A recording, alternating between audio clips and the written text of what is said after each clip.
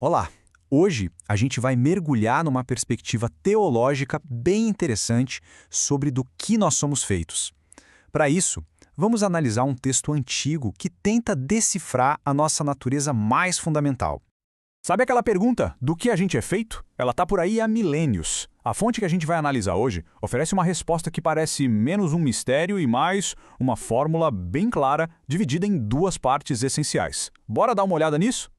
A primeira parte dessa fórmula é o nosso componente físico. De uma forma bem poética, ele é descrito como o pó da terra.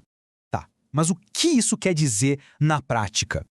E aqui está a citação que é a base de tudo. A ideia de que o corpo humano foi formado a partir de elementos da própria Terra é o ponto de partida para a gente entender toda a nossa constituição física. Agora, aqui é que a coisa fica interessante na interpretação. A fonte argumenta que pó não se refere à terra comum sujeira. A ideia, na verdade, é que se refere aos elementos químicos fundamentais que a gente encontra na natureza. Basicamente, somos feitos dos mesmos bloquinhos de construção que o resto do universo. E olha, a fonte leva essa ideia bem a sério, viu? Chega a detalhar os elementos que compõem o corpo humano. É uma lista surpreendentemente longa, que vai desde elementos supercomuns até outros bem mais raros, o que só mostra a complexidade química que existe dentro da gente. É uma forma de traduzir a ideia do pó da Terra para uma linguagem mais científica. E de todos esses elementos da lista, na verdade, só 3 dominam a nossa composição: oxigênio, carbono e hidrogênio. Juntos, eles somam mais de 94% do nosso corpo. Então, em um nível puramente químico, essa é a nossa matéria-prima. Mas como a gente vai ver, isso é só metade da história. E aqui a gente chega na segunda parte da fórmula. O corpo, formado a partir desses elementos, ainda não está vivo. Ele precisa de algo mais, uma força que o anime, que o texto chama de o fôlego da vida. O ponto crucial aqui é que o corpo físico por si só é considerado inerte. Pensa numa máquina perfeitamente montada, mas sem eletricidade. A estrutura está toda lá, mas a função não. Essa é a imagem que a fonte nos passa. Para entender o que é essa força, a fonte nos leva até as palavras originais. Tanto ruach, em hebraico, quanto paneua, em grego, carregam essa mesma ideia de uma força invisível e poderosa, como o vento. Não é algo tangível, mas um princípio de energia. Isso nos leva a uma pergunta crítica, que está no centro de muitos debates. Esse espírito ou fôlego é uma alma consciente que habita o corpo, tipo um fantasma na máquina? E a resposta da fonte é um não bem claro. O argumento é que esse fôlego é uma força de vida impessoal, a energia que ativa o sistema. Pensa assim, a eletricidade permite que um computador processe informações, mas a eletricidade em si não é o programa que está rodando. Certo. Então, o que acontece quando esses dois componentes, a matéria física e a força que anima todo, se unem? Aqui, a gente chega ao resultado da fórmula.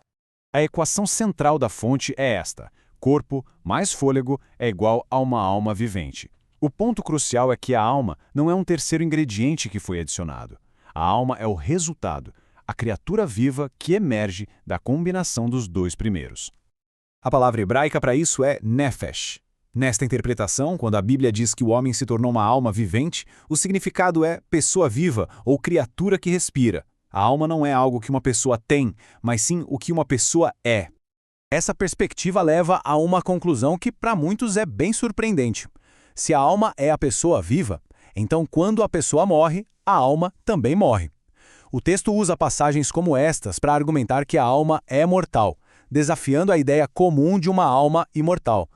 E tudo isso nos leva à conclusão principal de toda essa análise. A ideia de que o ser humano não é um conjunto de partes separadas, mas um todo indivisível. O ponto principal, portanto, é a unidade. Não há separação entre o corpo e a força que o anima. A função mental depende da estrutura física do cérebro, que, por sua vez, só funciona por causa dessa força vital. São dois componentes de uma única entidade. Para tornar essa ideia, que é um pouco abstrata, mais concreta, a fonte usa uma analogia muito eficaz. Pensa só, um navio a vapor pode ser uma obra de arte da engenharia, mas sem o vapor para mover os pistões, ele é só um casco flutuando.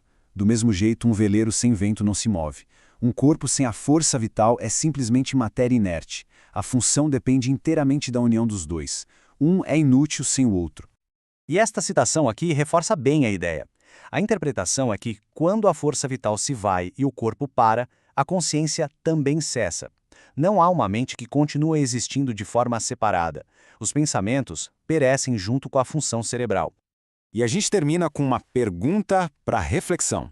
Se essa premissa for aceita, de que somos uma unidade indivisível, onde a consciência está ligada à nossa existência física, como isso muda a forma de encarar a vida, a morte e a própria consciência?